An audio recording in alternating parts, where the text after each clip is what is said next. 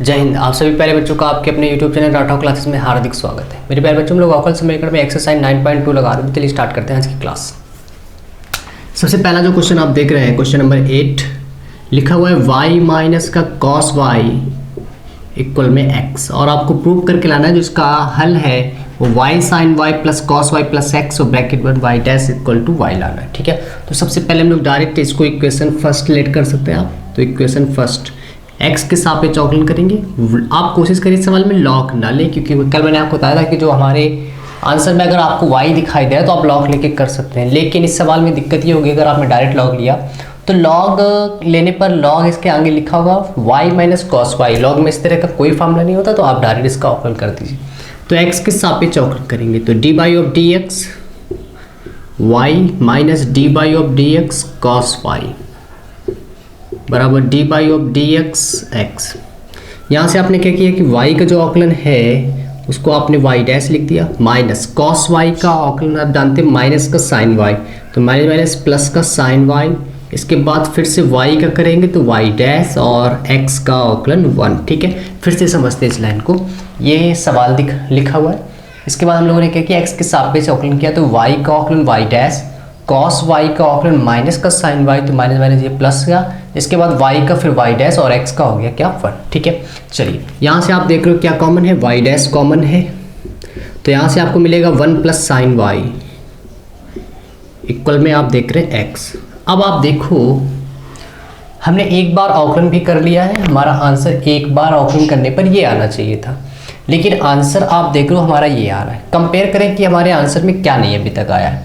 आप देखें तो इक्वल में यहाँ पे y आ रहा है, जबकि हमारे सवाल में यहाँ पे क्या आ रहा है 1 आ रहा है। तो हम लोग क्या करेंगे, दोनों पक्षों में मल्टीप्लाई कर देंगे y से। ठीक है, क्यों ऐसा मैंने क्यों सोच लिया, क्योंकि अभी मैंने आपको बताया कंपेयर करने पर आप देखें तो y डैश तो आ चुका है, फिर आप देख रहे हैं इक्वल में y लिखा है, लेकिन हमारे में सिर्फ 1 लिखा है। तो हम लोग क्या करेंगे, y से मल्टीप्लाई, y से गुणा करने पर दोनों पक्षों में जब आप y से गुणा करेंगे तो ये हो जाएगा y dash into y 1 plus sign y, और यहाँ पर आप मल्टीप्लाई कराएंगे तो y।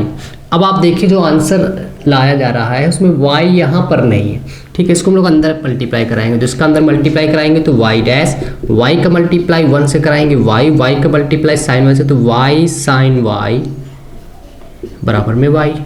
अब आप देखिए कि अभी तक भी आंसर में क्या सब कुछ आ चुका है। तो आंसर में आप देख रहे हैं y साइन y आ रहा है, बराबर में y डैश y आ रहा है, ये y डैश आ रहा है। बस सर है कि यहाँ पे cos y प्लस x आ रहा है, cos y प्लस x आ रहा है, यानी कि हम लोग क्या करेंगे, इस वाले y को हटा देंगे। फिर से मैं आपको बता दूं, देखिए किसी भी सवाल को आप लगा रहे हैं गणित में, यदि आपको ये पता है कि ये प्रूव करके लाना है तो आप अपने सवाल को देखिए कि हम लोग कहाँ तक पहुँचे हैं। जैसे आप अटक जाते हैं, फिर से आप अपने आंसर को देखिए जो हमें प्रूव करके लाना है कि आखिर कौन से टर्म्स में हमारे आंसर को लाया जा रहा है। ठीक है, जैसे मैंने यहाँ पे चेक किया कि आंसर में y साइन y आ रहा है, बिल्कुल सही आ रहा है, लेकिन ये वाला जो आप y देख रहे हो ये नहीं आ रहा है। ठीक है, तो यहाँ से हम लोग अब इस y को हटाएंगे और कैसे रिप्लेस करेंगे कि आ जाए cos y प्लस x। तो आप देखिए इक्वेशन फर्स्ट की हेल्प लेंगे, तो समीकरण 1 से आप यहाँ से आप y की अगर वैल्यू निकालेंगे तो cos y उधर जाएगा तो x प्लस कॉस वाई। ठीक है, यानी कि y की जगह हम लोग ये रिप्लेस कर सकते हैं। तो यहाँ पे इसको इक्वेशन सेकंड लेट कर लें, तो समीकरण 2 में y का मान रखने पर, ठीक है, y का मान रखने पर, और केवल एक जगह ही y का मान रखेंगे, केवल यहाँ पर। तो ये क्या लिखा है कि y डैश, और यहाँ पर आपने y की वैल्यू रखी x प्लस कॉस वाई, तो x plus cos y plus का y साइन y इक्वल में y।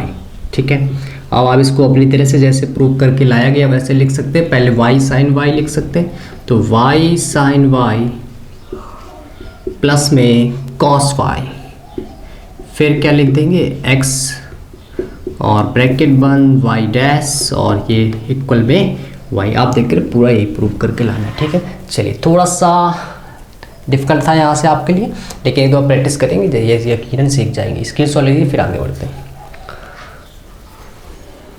चलिए अब इसके बाद हम लोग क्वेश्चन नंबर पढ़ने वाले हैं। ये था 8, 9 नंबर।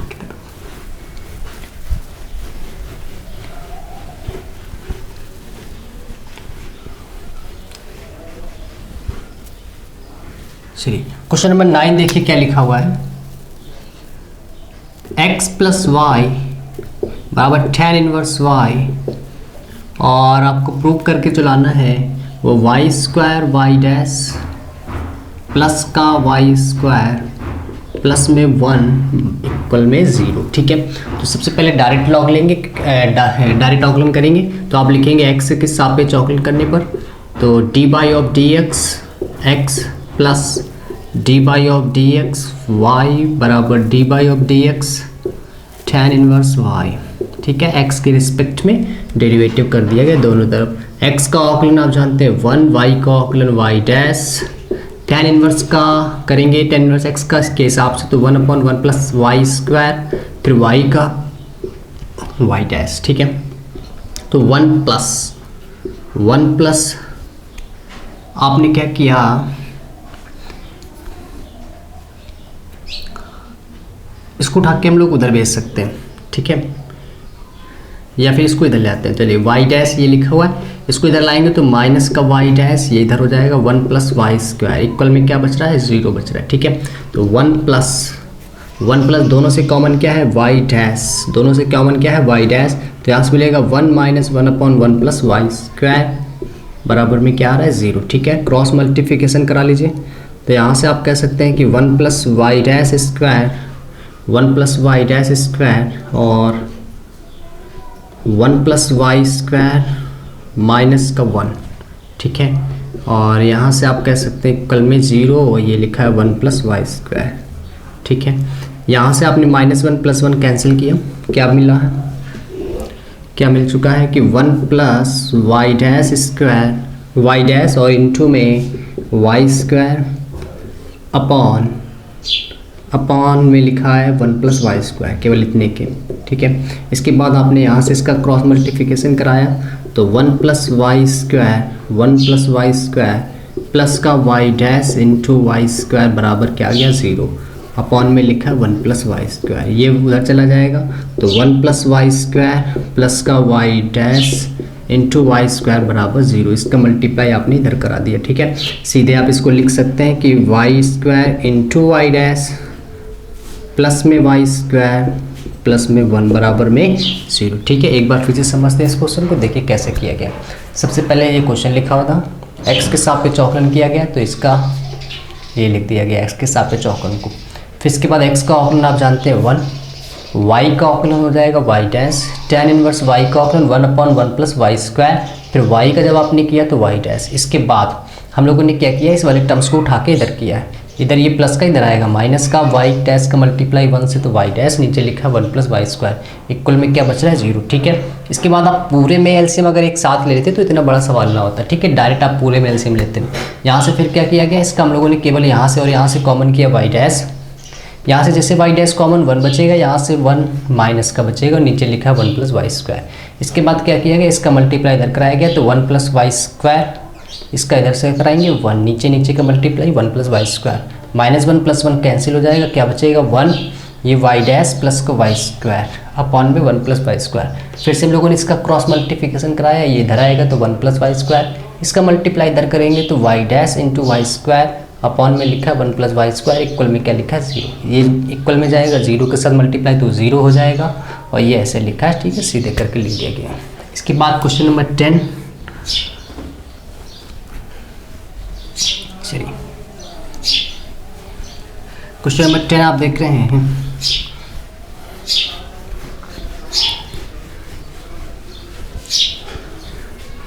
क्वेश्चन नंबर 10 में लिखा हुआ है कि y बराबर अंडर रूट के अंदर a square minus x square, और जो आंसर लाना है प्रूव करके वो है x plus y d by y d x बराबर में 0। ठीक है, अब आपको यहाँ से क्या करना है, सबसे पहले आप इस सवाल में आप लॉग ले भी सकते हैं, नहीं भी ले सकते हैं, जैसा आपका मन। ठीक है, डायरेक्ट भी कर सकते हैं। ठीक है, चलिए मैं इस सवाल में लॉग लेके करता हूँ क्योंकि यहाँ पे लॉग लेने से थोड़ा आसान हो जाएगा। ठीक है, दोनों पक्षों में लॉग लेने पर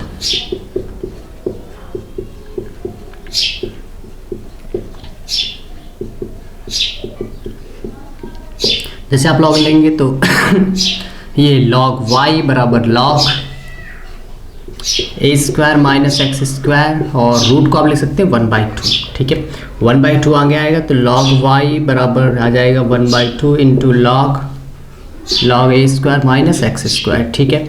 इसके बाद आप क्या करेंगे, एक्स के सापेक्ष अवकलन कर देंगे यहाँ से, तो d y of d x log y बराबर 1/2 d y of d x log a square minus x square. यहाँ से आप लॉग वाई का अवकलन करेंगे तो 1/y, वाई का d y dash 1/2 log x का अवकलन 1/x, it means x a square minus x square.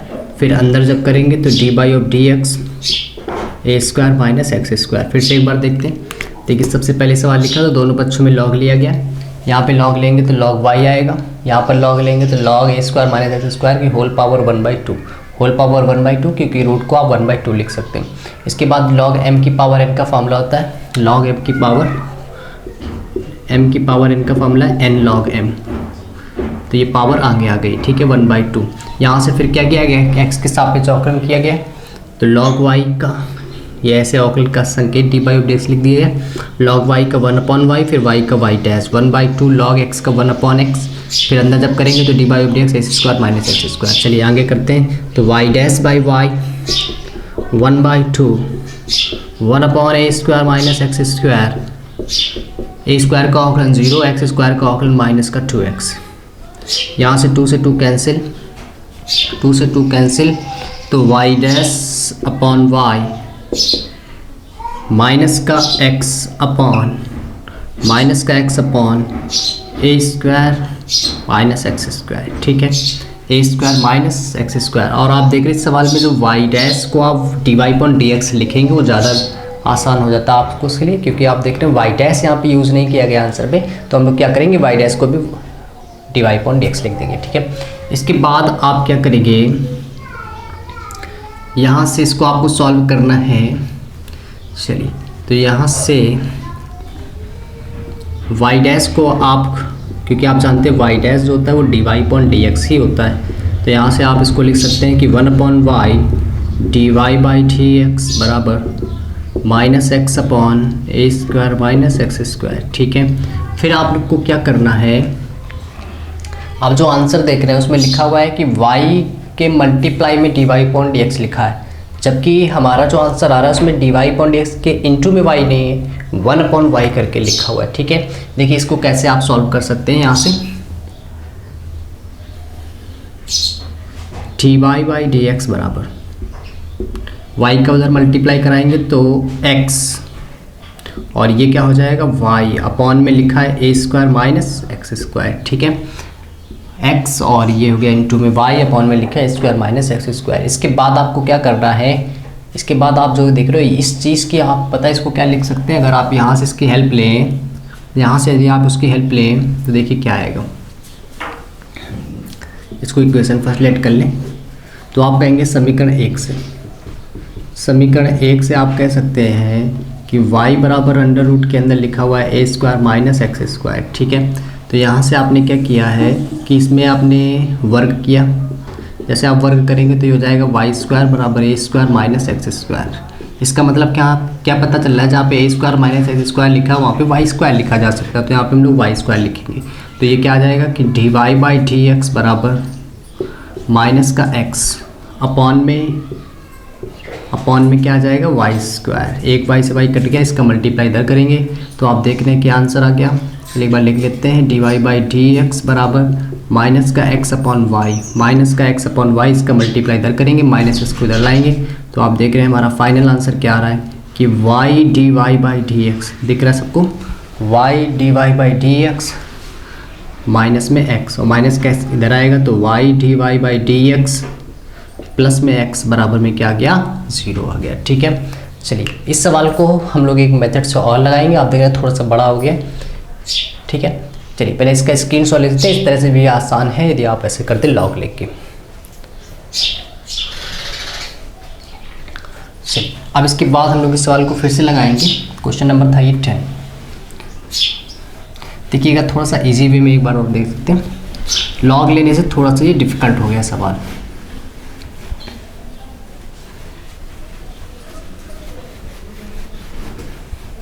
फिर से एक बार देखिए इस सवाल को दूसरे तरीके से देखिए। y बराबर सवाल लिखा हुआ है, ठीक है, प्रूव करके आंसर लाना है आपको। x plus y d y by d x बराबर 0। आप देखिए इस सवाल में भी हम लोगों ने लॉग लेके किया था, वो डिफ़िकल्ट हो गया। कई ऐसे क्वेश्चन आ जाते हैं जहाँ पे लॉग लेने से सवाल आसान भी हो सकता है, कई भी कदार डिफिकल्ट भी हो सकता है। इससे पहले जो हम लोग सवाल लगा रहे थे लॉग लेके काफ़ी आसान हो रहे थे, लेकिन इस सवाल में जब आप लॉग ले रहे हैं तो थोड़ा सा डिफिकल्ट हो गया, ठीक है। लेकिन अगर हम लोग डायरेक्ट करें इस सवाल को, देखिए कैसे x के सापेक्ष अवकलन करने पर, तो आप जानते हैं कि d by of d x y d by d x under root के अंदर लिखा है a square minus x square. Direct हम लोगों ने x के सापेक्ष अवकलन किया, तो y का d y by d x, इसको आप पढ़ेंगे रूट एक्स, और रूट एक्स का अवकलन जो होता है 1/2 रूट एक्स। रूट एक्स का आपने अवकलन यदि याद किया है, नहीं याद किया कोई बात नहीं, मैं लिख दे रहा हूँ, आप याद कर लीजिएगा। D by of d x root x का जो अवकलन होता है वो 1/2 रूट एक्स होता है। कैसे आता है, एक्स की पावर आप 1/2 लिखेंगे, एक्स की पावर n से जब आप उसका अवकलन करेंगे तो 1/2 रूट एक्स ही आता है। इसके बाद फिर आप अंदर अवकलन करेंगे जिसको आपने x पढ़ा है, तो ए स्क्वायर माइनस एक्स स्क्वायर को आपने x पढ़ा था तो उसका फिर से अवकलन।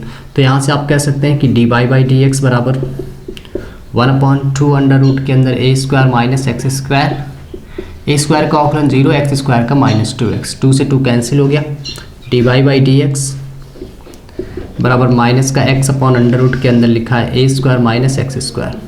आपको पता है जहाँ पे under root a square minus x square लिखा उसको y लिखा जा सकता है, तो d y by of d x minus का x अपॉन वाई कहाँ से आया है, समीकरण 1 से, समीकरण 1 से ऐसा किया गया है। फिर इसके बाद y का मल्टीप्लाई इधर, तो y into d y by d x minus का x, माइनस इसको उठा के इधर भेज देंगे, तो आप देख रहे हैं कि y d y by d x plus का x बराबर 0, ठीक है। इसको सीधे करके आप लिखेंगे तो x plus y d y by of d x बराबर 0, ठीक है।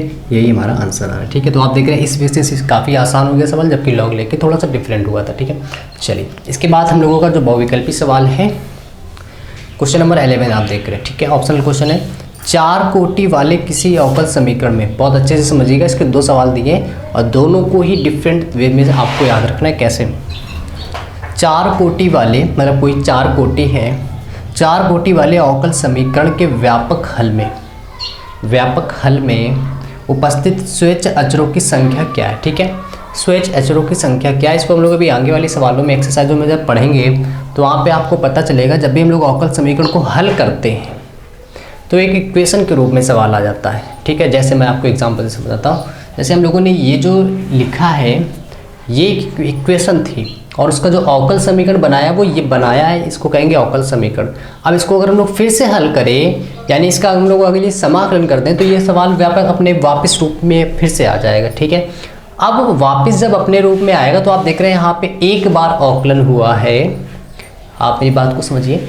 आप देख रहे हैं d y upon d x का मतलब होता है एक बार अवकलन किया गया है। अब जब आप इसको हल करते जाएंगे, जब इसका समाकलन करेंगे तो हमारा सवाल ये फिर से वापस आएगा, ठीक है। और जब वापस आएगा आप देखो उसमें एक कांस्टेंट है, वो क्या है, केवल ए लिखा, क्योंकि एक बार अवकलन है तो एक कांस्टेंट, 2 बार अवकलन किया गया था, इसका मतलब है उस सवाल में 2 कांस्टेंट होते हैं, ठीक है। अभी आगे वाली एक्सरसाइज में हम लोग यही सीखेंगे।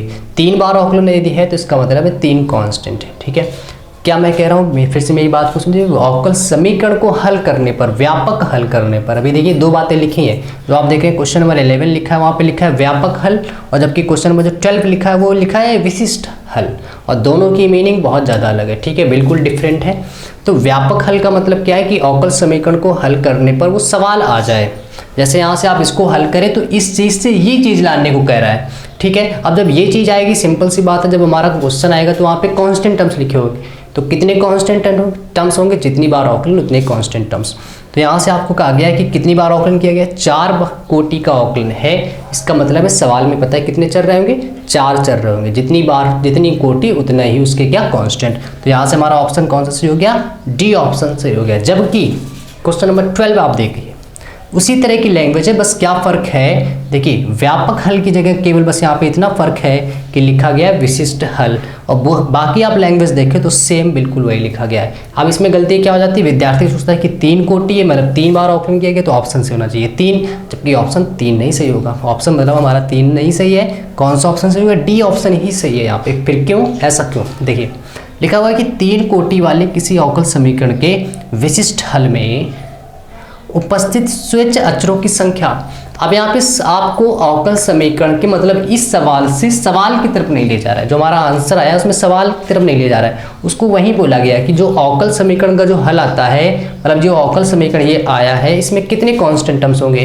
तो हमेशा याद रखिएगा जो अवकल समीकरण बन के आता है उसमें एक भी कांस्टेंट टर्म्स नहीं होते, जबकि अवकल समीकरण को हल करने पर जो विशिष्ट हल आता है, मतलब जो सवाल बन जाता है उसमें चर होते हैं, जबकि अवकल समीकरण का जो आंसर आता है उसमें कभी भी कांस्टेंट टर्म्स नहीं होता है। ये हम लोग बात और भी आगे सीखेंगे, भी आगे वाले एक्सरसाइज में ये आगे यहाँ पे सवाल दे दिया गया है। तो हमेशा याद रखें जब भी व्यापक हल पूछे तो जितनी कोटि उतनी कांस्टेंट, अगर विशिष्ट हल पूछे तो हमेशा आंसर क्या सही होगा, 0 ही सही होगा। ठीक है, इस बात को याद रखिएगा।